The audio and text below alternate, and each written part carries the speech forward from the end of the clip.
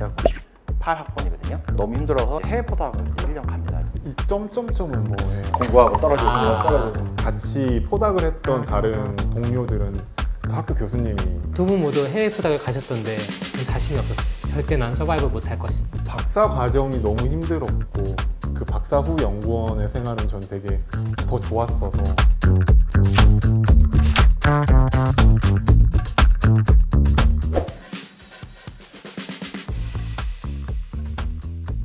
앞에 있는 키워드를 보시고 질문에 이제 답변해 주시면 될 것 같습니다. 먼저 하나 네, 저는 프레시 한번 골라보겠습니다. 네네. 박사 후 연구원 과정 취업에 진짜 도움이 되나요? 박사 후 연구원보다는 프레시 박사를 선호한다고 들었는데 사실인지 궁금합니다. 박사 졸업하고 회사 안 오고 왜 1년 더 학교에 남았냐 이런 식으로의 질문도 들었다고 하셔서요. 그래서 박사 후 연구원이라는 게 정말로 필요한지, 박사 후 연구원을 하시면서 얻은 것과 그 시기를 어떻게 더 의미 있게 보낼 수 있는지가 궁금합니다. 프레시가 이 프레시 박사의 아마 프레시 박사의 그 네, 의미인 프레시였군요. 거 저도 많이 고민했던 내용이 있던 것 같아서 포닥을 하면 이게 언제 끝날지 모르는 게 있을 텐데 차라리 지금 빨리 회사로 들어가는 게 나을지 박사 후 연구원을 하는 게 나을지. 포닥이라는 거를 내가 졸업한 연구실에서 이어서 하게 되면 그건 약간 교수님의 영향으로서 이어서 만들어진 실적이라고 보거든요. 내가 졸업한 곳을 나와서 다른 기관 또는 학교에서 포닥을 하게 되면 혼자서 주도해서 뭔가 만들어낼 줄 아는 사람으로 인정을 받기 때문에 회사 갈 때는 프레시 박사가 좋다라는 얘기를 들었던 것 같아요. 회사는요? 네, 그 이유가 이제 박사 후 연구원으로 하다 가면은 그만큼 경력이 인정받아서 인건비가 높아지니까. 먼저 본인이 어떤 목표를 갖고 있느냐에 따라서 독립적인 위치의 연구소라든지 아니면 R&D 분야에서 포닥을 반드시 맞아요. 사실은 이제 기관에서의 나이와 여러 가지 문제 때문에 약간 좀 꺼려하는 거지. 프레시 박사를 좋아한다는 얘기도 그래서 나온 게 그렇죠. 아닌가. 그래서 인생은 버스하고 데이스의 초이스라고 초이스. 하니까 본인이 잘 선택해야 하는 게 연구적인 측면에서는 반드시 필요하다고 저는 판단이 연구를 됩니다. 하기 위해서는 사실 반드시 필요한 부분이 신입 직원들의 포닥 비율은 사실 굉장히 높죠. 안 하고 들어오는 케이스는 그런 분야에 굉장히 익숙하거나 실적이 어마무시하고 그렇죠. 같은 출연하에서 포닥하고 거기에 지원하는 게 유리한가요? 자기가 정말 그 기관에서 엄청 뛰어난 모습을 보여줬으면 좋은 영향을 미치는 건 분명한데 반대로 본인이 너무 못하면 삶의 라이프 스타일을 보면 평가를 또 받게 되지 않습니까? 본인이 잘하는 수밖에 없다. 그 기관이 어쨌든 R이나 R이라는 게 정해져 있기 때문에 그 부분을 이해하는 측면에서는 확실히 일해본 경험이 도움이 될 것 같습니다. 베네핏이 크죠. 다음 질문. 저는 적응을 골라볼게요. 안녕하세요. 해외 포닥을 준비 중입니다. 해외에서 살아본 경험이 없어서 영어가 능숙하지 않고 잘 적응할 수 있을지 걱정인데요. 적응 노하우가 있다면 알려주세요. 저도 하고 싶은 질문이었던 것 같아요. 저는 그러니까 혼자 나갔으면 오히려 되게 힘들었을 것 같아요. 정말 많은 위로와 위안을 받았거든요. 제가 되게 운이 좋았던 게 제가 포닥 생활을 처음 이제 시작할 때 지도 박사님이 제가 영어를 잘 못하는 걸 알고도 뽑았어요. 매일 저한테 질문을 하나 줘요. 그러면 제가 영작을 한 페이지를 해요. 그러면 그 다음날 제가 쓴 걸 가지고 첨삭을 해줬어요. 제 영어 실력이 늘 때까지. 네. 의사소통을 할 수 있는 무료 모임 같은 것도 본인이 다녔던 걸 적극적으로 지원해 주셨고, 진짜 나가서 겪다 보면 사실 마트를 가든 어디 일상생활 할 때 어려움이 있지, 내가 공부를 위한 영어를 쓰는 거에서는 한국에서 어느 정도 논문도 읽고 많이 영어를 발표를 하든지 그러기 때문에 충분히 외국 가는 거는 두려워하면 안 된다. 오히려 이제 견문을 넓히고 나의 성장을 위해서 본다 그러면 다 제치고 가시는 게 좋다. 저는 심지어는 집도 안 알아보고 모텔 6에서 자야지 외국 애들이 나보고 정신 나간 놈이래요. 너무 겁날 것 같아서. 저 첫날에 그래서 잔디밭에 잤어요.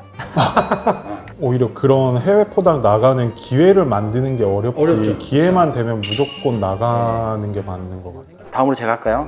버티기 키워드는 이걸 버텨야 되냐 말아야 되냐 뭐 이렇게 얘기하셨겠죠. 전공 분야가 마이너한데요.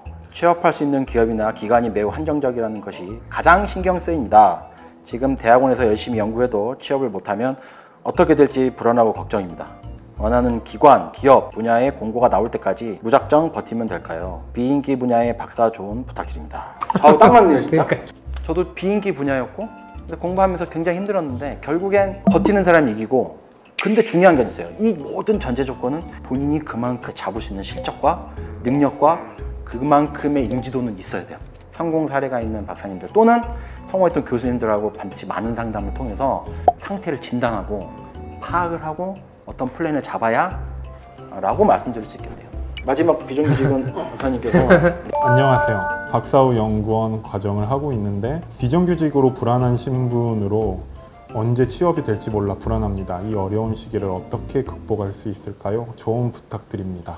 젊은 박사들이 좀 간과하는 부분들이 실적에 대해서 좀 약간 맹목적이다 싶을 정도로 해놔야 된다. 젊은 박사들을 평가할 수 있는 수단이 몇 개 없잖아요. 결국은 논문 그렇죠. 그거밖에. 논문이 다는 아니지만 논문을 쓴 사람들은 제가 이 논문을 쓰기 위해서 얼마나 고민한지를 간접적으로 평가하기 때문에 박사님 말씀에 진짜 100% 공감해요. 이 비정규직이라는 불안감이 항상 있지만 높게 있어야지만 서류를 통과하고 면접에서 싸울 수 있기 때문에 최소한 진짜 그 정도의 역량이 논문이라면 그걸 계속 갖춰야 되는 거고 최근 3년만 보잖아요, 보통 일반적으로.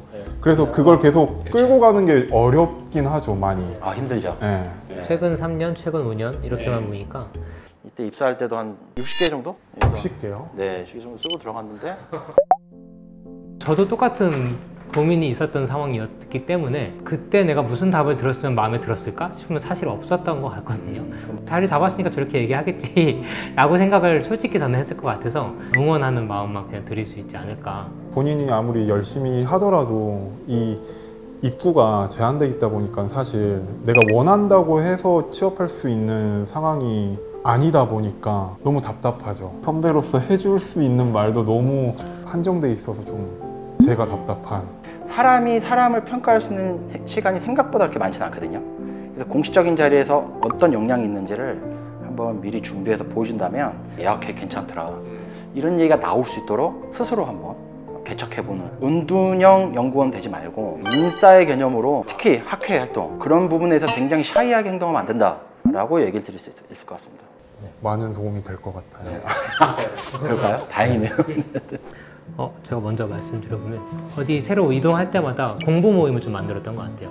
그래가지고 그냥 논문을 순수하게 읽어보고 그 생각을 교류하고 또 네트워킹도 늘릴 수 있는 게 있더라고요.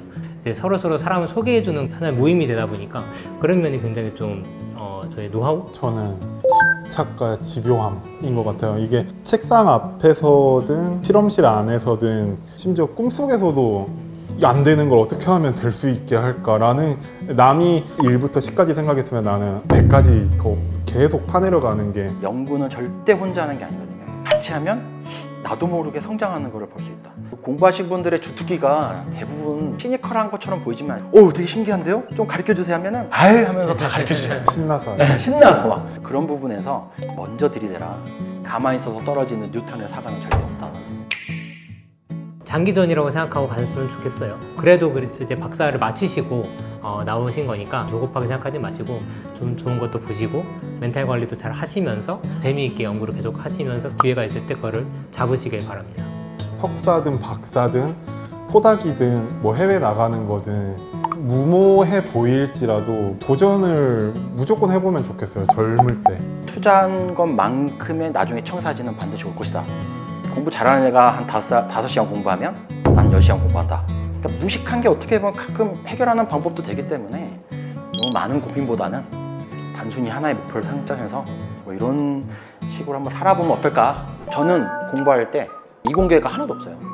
그러니까 누구한테도 저는 사실은 조언을 받지 못했거든요. 그래서 굉장히 좀 답답했는데 이런 자리가 여러분들 중에 어떤 한 분이라도 1%만이라도 도움이 될 수 있다면 그걸로 만족하고 추가적으로 이런 자리가 더 많다면 저는 오히려 학생들 직접 대면을 해서 진짜 짧게는 논문 쓰는 방법 티칭하는 그런 사례도 좀 했으면 좋겠다. 이번 기회를 통해서 저도 조금이나마 지금 박사 연구원을 하시는 분들에게 도움이 된다면은 굉장히 의미 있을 수 있다고 생각을 해서 또한 이런 자리가 많았으면 좋을 것 같다고 생각을 합니다. 저 자신을 되돌아볼 수 있어서 좋았던 한편으로 제가 힘든 시절을 겪었을 때 고민을 현재 많은 사람들이 하고 있는 거에 대해서 제가 좀 많이 도움을 주고 싶은데 생각보다 내가 해줄 수 있는 말이 없구나라는 좀 아쉬움이. 저 같은 되게 능력이 부족한 사람도 어떻게 열심히 하다 보니까 우리나라의 정출연에서 근무할 수 있는 기회가 오더라고요. 더 똑똑하신 분들이 많이 공부를 하고 계실 텐데 포기하지 마시고 열심히 하시면 좋을 것 같습니다. 시작! 경력 고민 상담소. 이거는 쓰지 않습니다, 이거? 경력 고민 상담 완료!